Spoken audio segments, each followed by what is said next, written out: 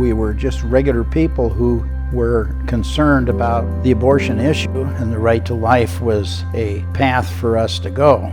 Our primary purpose in the right to life when we first began is similar to today, only we were kind of at the grassroots of it. We actually set up different type of education programs, flyers, leaflets, and different public participation items so that people could be educated on what abortion really was.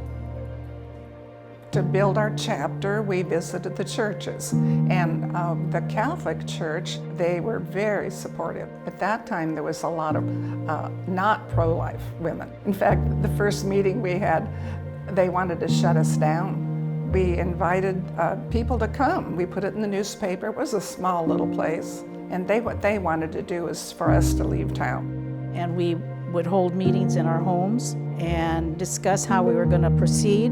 Then from there, it started growing, and we would meet at various places, like in our nursery office or in a hall, just to talk about things. That's how really it started, and it just started growing.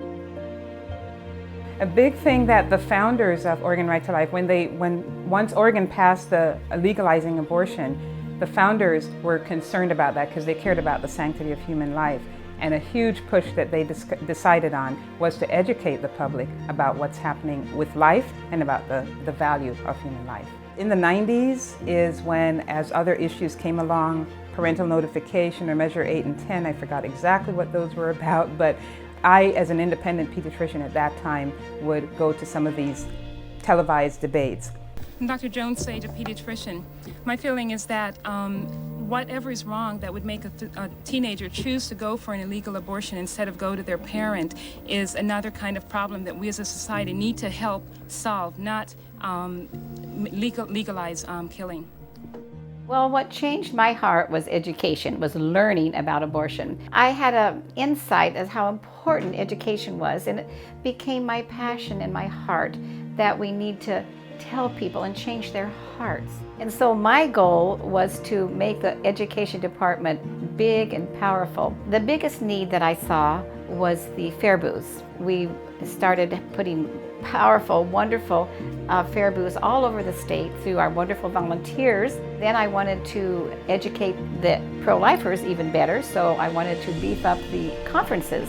And through the years, our conferences exploded, and we had to actually move from one venue to another because they kept being too small. Well, Oregon Right to Life sponsored a day at the Capitol for anybody who wanted to come. It was my first time in the Capitol. I had never been inside it. We had the opportunity spontaneously that day to testify on behalf of Pregnancy Resource Center. I, as a person who had been on the board before and knew the organization very well, I was able to go ahead and testify at that time. That measure that was on the table there did not make it out of committee, and so we considered that a victory. When I was considering taking this job as executive director, which I never imagined myself being in this position, but I really see my mission and my time here as honoring the past, these 50 years, and the people that have built this incredible organization that, when you think about it, just is so unlikely, in a state like Oregon, that we would have this incredibly strong, vibrant, well-supported statewide organization that is pro-life and transitioning to a new generation. And it has been a part of my work here. I love working with students and mentoring students and getting them engaged and involved in the pro-life movement. And now many of them are adults. They've had their education, and now it's their time to start thinking about what leadership position they're going to take in this movement. I decided to attend Oregon Right to Life's Camp Joshua, which is now called Launch. It's a 4-day pro-life intensive camp that teaches students pro-life apologetics, the importance of being pro-life and an active pro-lifer. I had every single answer to every single question and argument, and I was confident in my pro-life beliefs. Since then, I've now started a pro-life group at my college. I've met Vice President Mike Pence, went to Australia, and traveled around the country doing pro-life activism.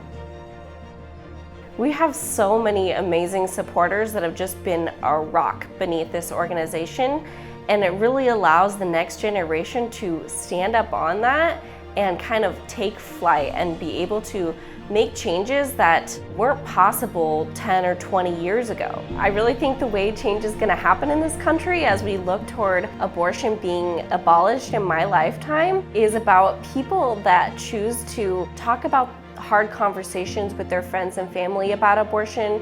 And as people are willing to share the news with their friends and family, this is why I'm hopeful. This is why I really think that we can overturn abortion in our lifetime.